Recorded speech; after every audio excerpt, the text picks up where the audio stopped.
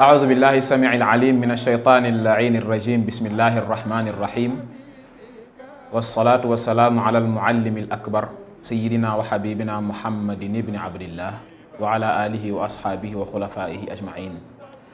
mbokk yi safoo di bàyyi xel chaîne NSTV Sénégal ñu ngi leen di nuyu di leen ziyaara di leen bàyyi xel fu ngeen mën a nekk di leen ñaanal jàmm di ñaanal réew mi jàmm di ko ñaanal àdduna bi yépp yàlla na yàlla defal na ko. ci numéro bu njëkk bi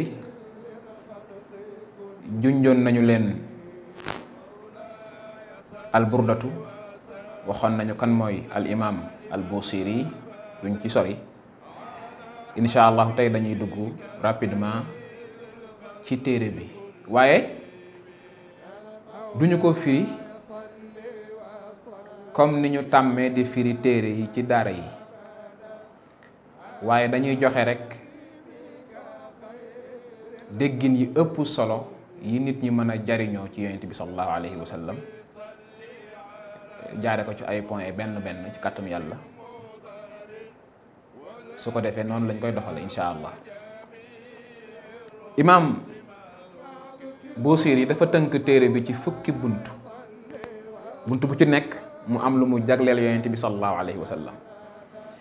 bunt bu njëkk bi mi ngi ciy tudd wala boog mi ngi ciy jàngale li ñuy tuddee al ishq. al ishq xeet la ci cofeel dafa bëgg a jàngale ni lumu boo ci bëggee am ndam danga koy sopp ba noppi ak lu mu mën a doon ndax dégg nga Seydi Cheikh Ahmad Tijani Sy mu wax ne lumu ngay daw ci ginnaawam loola ci ginnaaw cofeel lay daw. kon su imam Busiri bëggee tàmbali li muy wax ci cofeel lu yenu maanaa la waaye daf koy def ci façon boo xam ne bokkul ak ñun ni ñu ko miinee ndax day def ay métaphore di indi ay affaires yoo xam ne bokkul sax ak li nga miinoon yow ci façon waxin.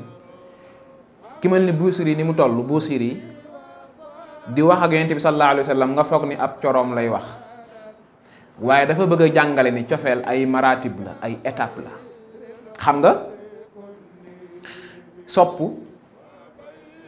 doo xëy yegg ci li nga bëgg mais ay étape la moo tax arab yi sax utal ko ay étape yoo xam ni benn par benn lay doon. am na lu ñu tuddee al gharam am na lu ñu tuddee al hubb am na al arq am na al buka am na al saqam ila axiri dalik. ndax arab yi dañu tuddee cofeel bii Busiri di wax bi mu njëkk am ci yonent bi sallallahu alayhi wa sallam gharam mooy cofeel goo xam ne dafa mel ni ki nga sopp daa am lu mu la yoreel nga war koo jëli te ñemewoo ko loolu mooy alxaraam.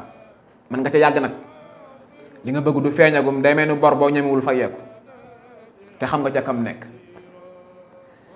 soo ca jógee di nga am maanaam loolu ngay jëli te xamagoo fi nga koy fekk ba mu jeex tàkk dafa la yóbbee ñàkk a nelaw. ñàkk a nelaw soo ko defee ay fan da lay jural xol bu neexul te xol bu neexul day waral jooy itam bu dakkul ànd ak xol bu naqari boobu ak ñàkk nelaw yi dafay waral feebar. donc étape yooyu faaw nga jaar ci pour ñu mën a examiner nattu ba xam yow sa cofeel gi dëgg la am déet.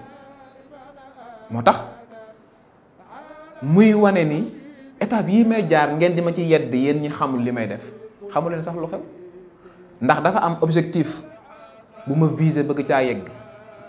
loolu li muy jàngale mooy nit li mu bëgg muy objectif am ñi ko bëggalewul loolu mënuñoo xam fi mu jëm. moo tax yeddaange ga dana bare waaye moom su amee pas-pas ak xam fi mu jëm dara du ko déranger. moo tax mu ni yaa laa imi fi l hawal udri yi maaziratan minni ilayk walaw ansafta lam talumi. waaw parce que Ibnu Farid ku ñuy wax Ibnu Farid borom xam-xam bu mag a mag la dafa fekk ñi koy yedd di koy wax ni ko yow li ngay sopp sa cofeel gi ñu xam lu mu doon ci yàlla nangam mun leen man teruma ku ma yedd waaye bis bu ngeen ñemee li ma ñam dootoo leen ma yedd. maanaam am na lool loo xam ni ki la ciy yedd da cee ñamagul rek donc comme yoo xam nga sa objectif nee na moom Busiri du bàyyi li mu nekk mukk fekk jotul li muy laaj. loolu dalay jàngal cofeel itam dafa war a am lu ñuy tuddee dëggu. lu coow li bare bare xam nga fi nga ci ginnaaw nag ba nga xamee ki nga sopp kan la, ndax koo sopp bu bëgg gi dee dëgg da nga koo war a topp, te topp gi ci la résultat cofeel gi di mën a génne. moo tax dégluwul ko koy yedd radiyallahu anhu. kon li ñu war a jàngat foofu mooy cofeel bi muy wane ba léegi tudd laguma la yonent bi sallallahu alayhi wa sallam de, ndax moom tuddagu ko donte ni moom moo ko tax a jóg. waaye loo mën a gis ci àdduna il faut mu am introduction. cofeelam commencé ndànk-ndànk muy wax ki mu sopp, di tudd ay jigéen, di tudd ay gent yam xamoon, di romb ay kër di taxaw di jooy. xam nga ni kër ku fa romb di taxaw di jooy te kenn dëkkatu fa du miir yi ngay jooy, waaye am na looy junjun yi, am na lu fi nekkoon lu ma bëgg a jot te mënuma cee gaaw a jot. mi ngi jàngale itam ni cofeel doo xëy xëy am li nga bëgg, il faut mu am ay nattu, il faut mu am ñu lay gàllankoor, il faut ndegam as coro rek ngay bëgg àdduna yëpp wër la di la tere li nga bëgg a def. sàkkaa ki gën ñëpp su fekkee nag rawatina ñi nga wër, ñi la entourage, sa entourage xamuñu sa objectif lan la. moo tax sopp dafa metti waaye tamit dafa neex. li tax mu metti mooy yow ak ñëpp mënoo leen a soppandoo, yow rek kay sopp, yeddaanga gi dana bare, duñu xam li nga bëgg, donc faaw ñu yedd la. loolu la Busiri wax. mu ni waaye li tax mu neex moom sopp mooy amul condition, maanaam ki nga bëgg amul benn charte, na bëgg gi dëggu rek. ba ka des itam mooy mi ngi jàngale ci biir buntu bi di al ishq, nee na mbir ki ko réere warul yedd ka ca ne. su fekkee damay défendre benn cause te yow mi ci bitti xamoo lu mu, boo ma yeddee rek ci kàmb nga jëm. moo tax nit boo xamul philosophie am la maam Cheikh waxoon bul ko yedd ndax xamoo fu mu jëm. moo tax imam Busiri ci bunt bi muy fësal cofeelam bu baax a baax ci yonent bi sallallahu alayhi wa sallam, waaye ba léegi tuddagul ki mu bëgg a wax.